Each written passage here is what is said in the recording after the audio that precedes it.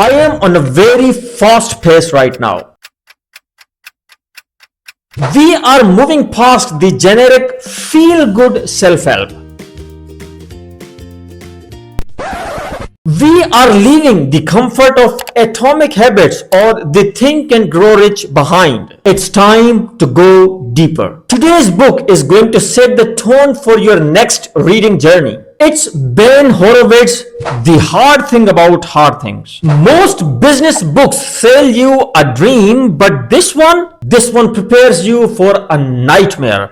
Welcome to Bookish Talks, and today we are discussing a reality no one talks about. We have been lied to. We think that as you grow, as you get more money, more respect, more comfort, the life gets easier. Ben Horowitz destroys that belief in first few chapters. As you grow higher, your problems grow heavier. Success doesn't remove stress, it creates a new type of stress. One of the most painful things of this book is the loneliness of leadership. When you are at the top, you can't panic, you can't complain. Everyone looks to you for answers even when you have none. That silence, that's the hardest path. This book asks real questions, not theory, but life and death business problems. What do you do when your best employee, the one you rely on, wants to leave? What do you do when a loyal manager, someone who helped you start the company, is no more effective in the company right now? These are the moments where every choice hurts. And Ben reminds, this is not just for CEOs. Whether you are leading a company or just your own family, you will have situations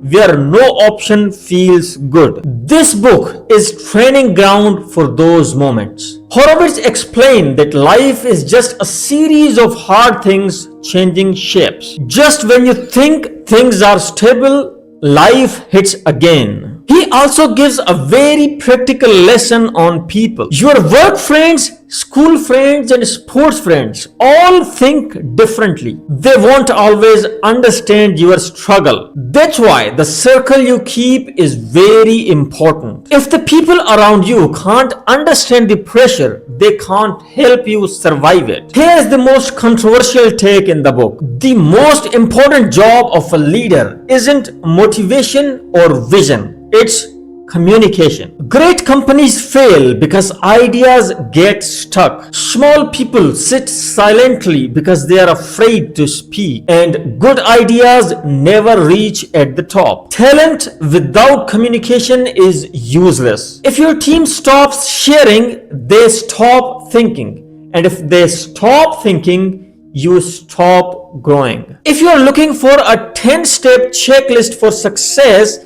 then put this book back on the shelf. Ben Horowitz doesn't give you formulas. He gives a directive. You must face the hard things. You cannot escape it. You cannot delay it. Leadership isn't about giving speeches and sermons. It's about moving forward when you yourself are terrified to take a single step.